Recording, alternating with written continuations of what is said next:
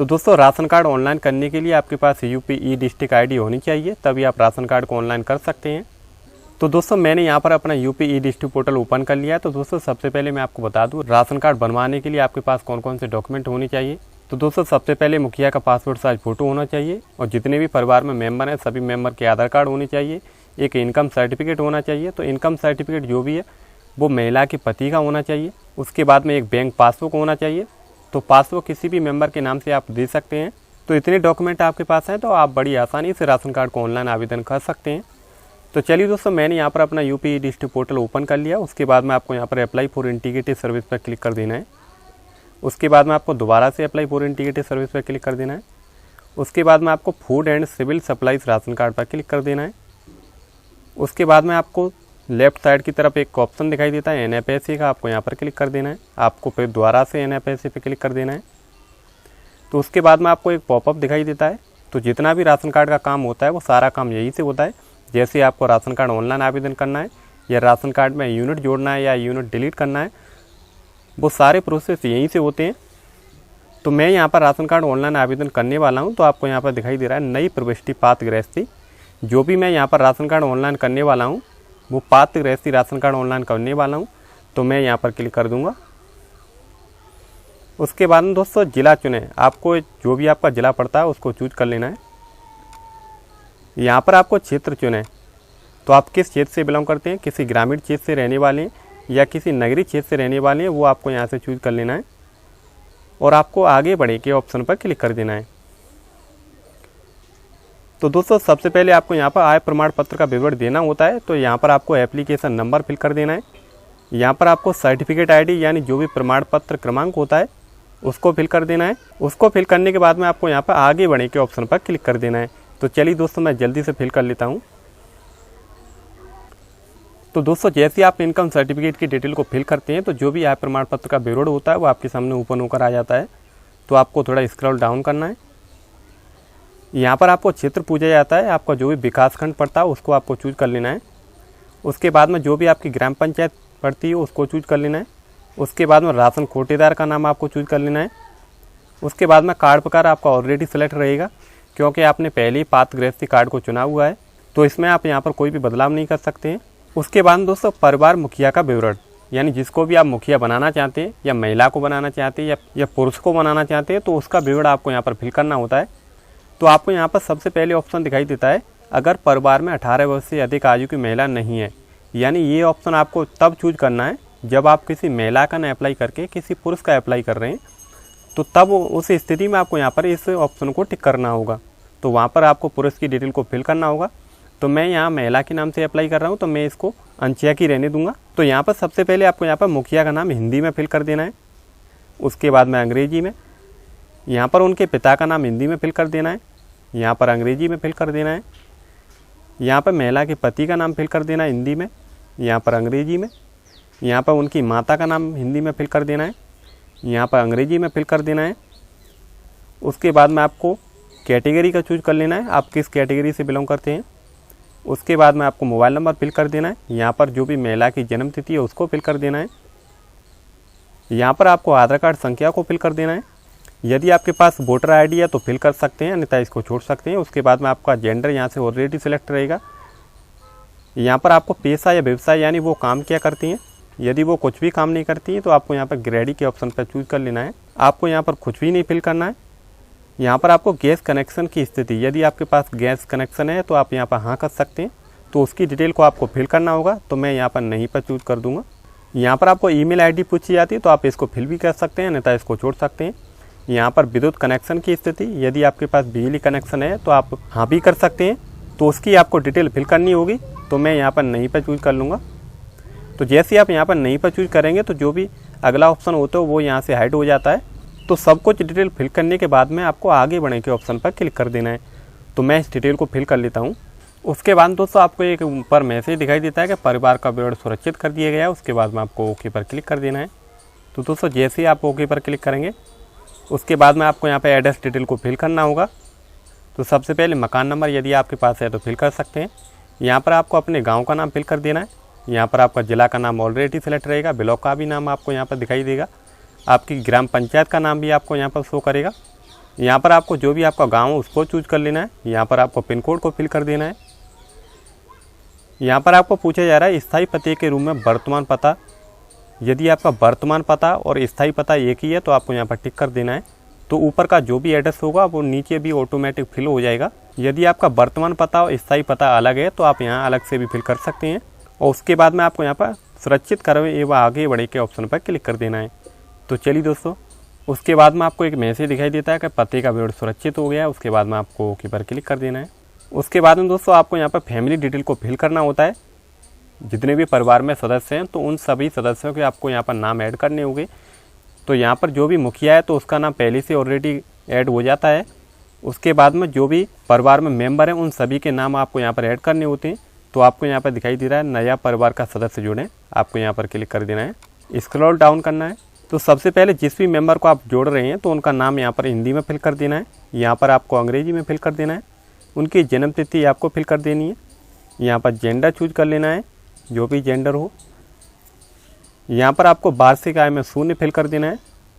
यहाँ पर उनके पिता का नाम हिंदी में फिल कर देना है। यहाँ पर आपको अंग्रेजी में फिल कर देना है।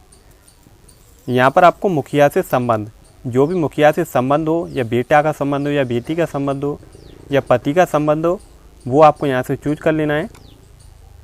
और यहाँ पर आपको टिक कर देना है सार्वजनिक वितरण प्रणाली में आधार उपयोग करने की सहमति है। तो यहाँ पर आपको टिक कर देना है।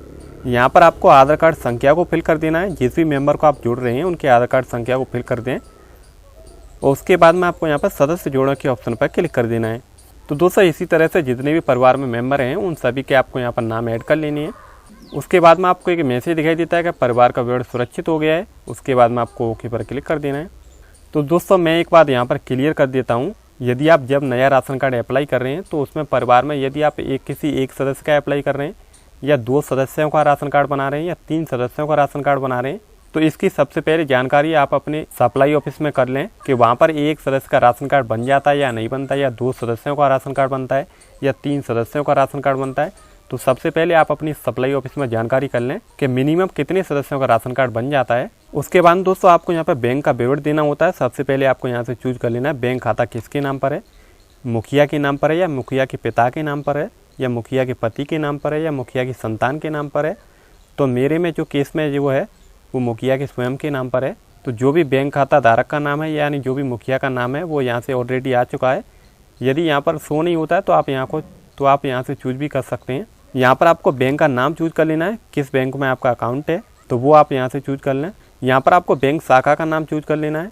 यहाँ पर आपको IFSC कोड को फिल कर देना है। जैसे ही आप यहाँ से बैंक शाखा का नाम चूज करेंगे तो ऑटोमेटिक यहाँ से जो भी IFSC कोड होगा वो फिल हो जाएगा। यहाँ पर आपको बैंक खाता संख्या को फिल कर देना है। और उसके बाद में आपको यहाँ पर आगे बढ़ने के ऑप्शन पर क्लिक कर देना है। तो चलिए दोस्तों मैं जल्दी से फिल कर लेता हूँ। उसके बाद में आपको एक मैसेज दिखाई देगा बैंक का विवरण सुरक्षित हो गया है। उसके बाद में आपको ओके पर क्लिक कर देना है। उसके बाद दोस्तों अटैचमेंट, आपको यहाँ पर डॉक्यूमेंट को अपलोड करना होता है। सबसे पहले आपको यहाँ पर मुखिया का फोटो अपलोड करना होता है। उसके बाद में बैंक पासबुक, और उसके बाद में आपको यहाँ पर आधार कार्ड की फ़ोटोकॉपी को अपलोड करना होता है। तो जो भी आप यहाँ पर फ़ोटो को अपलोड कर रहे हैं उसका साइज 30 KB से ज़्यादा नहीं होना चाहिए, और उसका फॉर्मेट JPG फॉर्मेट होना चाहिए। और जो भी आप यहाँ पर डॉक्यूमेंट अपलोड करेंगे उसका साइज़ 100 KB से ज़्यादा नहीं होना चाहिए। और दोस्तों आप यहाँ पर फ़ोटो का भी इंस्ट्रक्शन देख सकते हैं। जैसे रंगीन पासपोर्ट साइज फ़ोटो को 300 से 600 DPI के मध्य कलर मोड में JPG फॉर्मेट में स्कैन करें। यानी जो भी आप फ़ोटो अपलोड करेंगे वो 300 से 600 DPI के मध्य में स्कैन होना चाहिए, उसका फॉर्मेट JPG फॉर्मेट होना चाहिए। और दोस्तों आप यहाँ पर देख सकते हैं उसका साइज कैसा होना चाहिए, उसकी विड्थ और हाइट कितनी होनी चाहिए। तो जो भी फ़ोटो आप अपलोड कर रहे हैं उसकी विड्थ 132 होनी चाहिए और उसकी हाइट 170 होनी चाहिए। तो इस तरह का आपका फ़ोटो होना चाहिए। तो उसको आपको यहाँ पर चूज फाइल पर क्लिक कर देना है, और जहाँ पर भी आपका फ़ोटो रखा हुआ है उसको आपको ओपन कर लेना है। यहाँ पर आपको बैंक पासबुक को अपलोड करना है, तो चूज फाइल पर क्लिक कर देना है, और जहाँ पर भी आपकी बैंक पासबुक रखी हुई है उसको आपको ओपन कर लेना है।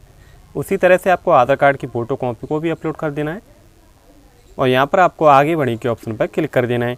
तो चलिए दोस्तों मैं जल्दी से अपलोड कर देता हूँ। उसके बाद में आपको एक मैसेज दिखाई देगा मुखिया का फ़ोटो तथा संलग्न सुरक्षित हो गए हैं। उसके बाद में आपको ओके पर क्लिक कर देना है। उसके बाद में दोस्तों राष्ट्रीय खाद्य सुरक्षा अधिनियम के अंतर्गत राशन कार्ड हेतु निर्धारित मानक, तो आपको यहाँ पर कुछ मानक दिखाई दे रहे हैं। तो इनको आपको यस और नो में आंसर देना है कि आप आयकर दाता यानी इनकम टैक्स पे कर रहे हैं, परिवार में 4 पहिया वाहन है, तो इस तरह से आपको अपने हिसाब से यहाँ से यस और नो में आंसर दे देना है। तो यहाँ पर दोस्तों आपको डिक्लेरेशन देना होगा, यानी जो भी आपने यहाँ पर डिटेल को फिल किया हुआ है डिटेल बिल्कुल सही है, इसमें कोई भी गलती नहीं है। उसके बाद में आपको यहाँ पर सुरक्षित करें के ऑप्शन पर क्लिक कर देना है। तो दोस्तों जैसे ही आप सुरक्षित करें के ऑप्शन पर क्लिक करेंगे तो आपको दिखाई दे रहा है कि राशन कार्ड के सभी भाग सफलतापूर्वक सुरक्षित कर दिए गए हैं। कृपया राशन कार्ड आईडी, यानी आपको यहाँ पर एक राशन कार्ड संख्या जनरेट हो जाती है, उसको आपको नोट करके रख लेना है। कई बार क्या होता है दोस्तों, जब भी आप यहाँ पर जैसे ही आप सबमिट करते हैं तो वहाँ पर इसको लॉग आउट कर दिया जाता है, वहाँ पर कोई भी राशन कार्ड संख्या आपको नहीं दिखाई देती है। तो उस स्थिति में आपको करना क्या होता है, तो उस स्थिति में आपको उसको दोबारा से अप्लाई करना होता है। और उसके बाद में आप जब दोबारा अप्लाई करते हैं उसके बाद में आपको राशन कार्ड संख्या दे दी जाती है, तो उसको आपको नोट करके रख लेना है। उसके बाद दोस्तों आपको उसी पॉपअप पर जाना होता है और यहाँ पर आपको चेक फॉर्म प्रिंट करें। आपको जो भी आपने डिटेल को फिल किया है तो एक बार उस डिटेल को चेक कर लें कि उसमें कोई भी मिसमैच नहीं होनी चाहिए। यदि आप इसको फॉर्म को यहाँ पर चेक नहीं करेंगे, यदि आप यहाँ पर आवेदन को संबंधित अधिकारी को आप अग्रेसर करने के लिए जाएंगे, वहाँ पर आपको कोई भी गलती को दिखाई देती है या आपको कोई गलती दिखाई देती है, उसके बाद में जब आप उसको प्रविष्टि संशोधन के ऑप्शन पर जाकर उस गलती को सुधारोगे तो वहाँ पर गलती को नहीं सुधारा जाता है। तो बेहतर यही होगा ऑनलाइन करने के बाद में आपको चेक फॉर्म प्रिंट करें। आप इसको फार्म को चेक कर सकते हैं, इसमें जो भी हमने डिटेल को फिल किया है उसमें किसी भी प्रकार की कोई मिसमैच तो नहीं है, तभी जाकर आपको उसको फाइनल लॉक करना चाहिए। तो यहाँ पर आपको राशन कार्ड नंबर को फिल कर देना है, उसके बाद में आपको सर्च पर क्लिक कर देना है। तो चलिए दोस्तों जो भी राशन कार्ड की पूरी डिटेल होगी वो सारी डिटेल आपके सामने ओपन होकर आ जाएगी। तो इस डिटेल को आप एक बार चेक कर लें, यदि इसमें कोई भी मिसमैच रहती है तो आप उसको प्रविष्टि संशोधन पर जाकर अभी इसमें संशोधन कर सकते हैं। यदि आप प्रविष्टि संशोधन के बाद में यदि आप उसको आधार डुप्लीकेट चेक तो अग्रेसर करने के लिए भेज देंगे, उसके बाद में यदि आपको पता लगता है कि उसमें हमें कोई भी मिसमैच रह गई है जिसको हमें सुधारना है, उसके बाद में आप जब प्रविष्टि संशोधन करेंगे तो उसमें कोई भी संशोधन नहीं किया जाता है। तो बेहतर यही होगा आप अभी भी इसमें चेक कर सकते हैं। तो दोस्तों मैंने यहाँ पर डिटेल को चेक कर लिया, इसमें कोई भी प्रकार की कोई भी मिसमैच नहीं है। तो मैं उसके बाद में आवेदन को आधार डुप्लीकेसी चेक है तो अग्रेसर के लिए क्लिक करूँगा। तो दोस्तों हमें ये डुप्लीकेसी में क्यों भेजना होता है, दोस्तों हमें ये चेक करना होता है जो भी हमने यहाँ पर आधार कार्ड को लगाया हुआ है, जितने भी मेंबर हमने यहाँ पर जोड़े हुए हैं उन मेंबर के नाम यानी उन मेंबर के आधार कार्ड किसी दूसरे राशन कार्ड में पहले से लिंक तो नहीं है। ये चेक करने के लिए हमें डुप्लीकेसी चेक है तो अग्रेसर के लिए करना होता है। जब तक हमें इस डुप्लीकेसी चेक है तो अग्रेसर को नहीं करेंगे तो हमारा राशन कार्ड फाइनल लॉक नहीं होगा, यानी हम उसको अधिकारी के लिए सबमिट नहीं कर पाएंगे। तो मैं यहाँ से जिला चूज कर लूँगा। यहाँ पर आपको राशन कार्ड नंबर को फिल कर देना है, लेकिन दोस्तों आपको यहाँ पर लिखा के दिखाई देता है क्षेत्र चुनें, लेकिन आपको क्षेत्र नहीं, आपको यहाँ पर राशन कार्ड नंबर को फिल कर देना होता है और आपको आधार डुप्लीकेसी चेक है तो अग्रेसर के लिए करना होता है। तो मैं इसको कर देता हूँ। यहाँ पर आपको एक मैसेज दिखाई देता है कि आवेदन को सफलतापूर्वक आधार डुप्लीकेसी चेक है तो अग्रेसर कर दिया गया है, कृपया 24 घंटे के उपरांत आवेदन को लॉक करें। तो यहाँ पर आपका जो भी आवेदन है वो डुप्लीकेसी के लिए भेज दिया गया है। तो यहाँ पर आपको 24 घंटे का वेट करना होता है। 24 घंटे बाद जब ही आपका राशन कार्ड फाइनल लॉक होता है, यानी दोस्तों 24 घंटे का आपको यहाँ पर वेट करना है। और यहाँ पर आपको एक ऑप्शन दिखाई देता है आवेदन का संबंधित अधिकारी को अग्रेसर, यानी आपने यहाँ पर जो भी आवेदन किया हुआ है उस आवेदन को आपको अधिकारी के लिए सबमिट करना होता है। तो अभी यहाँ पर ये फाइनल लॉक नहीं होगा, तो मैं यहाँ से जिला चूज कर लूँगा। यहाँ पर आपको राशन कार्ड नंबर को फिल कर देना है, उसके बाद में आपको यहाँ पर सर्च पर क्लिक कर देना है। तो चलिए दोस्तों जो भी राशन कार्ड की डिटेल होती है वो सारी डिटेल आपके सामने ओपन होकर आ जाती है। तो यहाँ पर आपको एक मैसेज भी दिखाई देता है अभी ये प्रक्रिया पूर्ण है, यानी आप इसको चेक कर लें। तो यहाँ पर दोस्तों आपको 24 घंटे का वेट करना होता है। उसके बाद में आपको यहाँ पर एक ऑप्शन दिखाई देता है फाइनल लॉक का। तो 24 घंटे बाद आपको यहाँ से फाइनल लॉक करना होता है। तो जैसे आप फाइनल लॉक करेंगे तो उसके बाद में जो भी राशन कोटा की फीस होती है वो वहाँ से कट हो जाती है और आपका जो भी आवेदन होता है वो संबंधित अधिकारी के लिए अग्रेसर कर दिया जाता है। तो दोस्तों आपको 24 घंटे का वेट कर लेना है। उसके बाद में दोस्तों राशन कार्ड पावती रसीद, तो आपको यहाँ से जिला चूज कर लेना है। आपको राशन कार्ड नंबर को फिल कर देना है, उसके बाद में आपको सर्च पर क्लिक कर देना है। तो इस राशन कार्ड रिसिप्ट को आपको प्रिंट कर लेना है और जो भी आप कस्टमर का आपने ऑनलाइन आवेदन किया हुआ है उसको आप प्रिंट करके दे सकते हैं। उसके बाद में दोस्तों जो भी आपने यहाँ से डॉक्यूमेंट को अपलोड किया है, जैसे मुखिया की आधार कार्ड है या फ़ोटो है या इनकम सर्टिफिकेट है या बैंक पासबुक है, इन सभी डॉक्यूमेंट को अटैच करके और जो भी आपने राशन कार्ड की जो भी रिसिप्ट होती है इन डॉक्यूमेंट को अटैच करके आपको अपने तहसील में जहाँ पर भी सप्लाई ऑफिस होती है वहाँ के लिए आपको सबमिट कर देना है या वहाँ पर आपको जमा करवा देना है। तो दोस्तों नया राशन कार्ड के लिए हमें उस फिजिकल डॉक्यूमेंट को भेजना होता है, तभी राशन कार्ड बन पाता है। यदि आप फिजिकल डॉक्यूमेंट को सबमिट नहीं करेंगे तो आपका राशन कार्ड नहीं बनेगा। तो दोस्तों यही प्रोसेस होता है राशन कार्ड ऑनलाइन आवेदन करने का।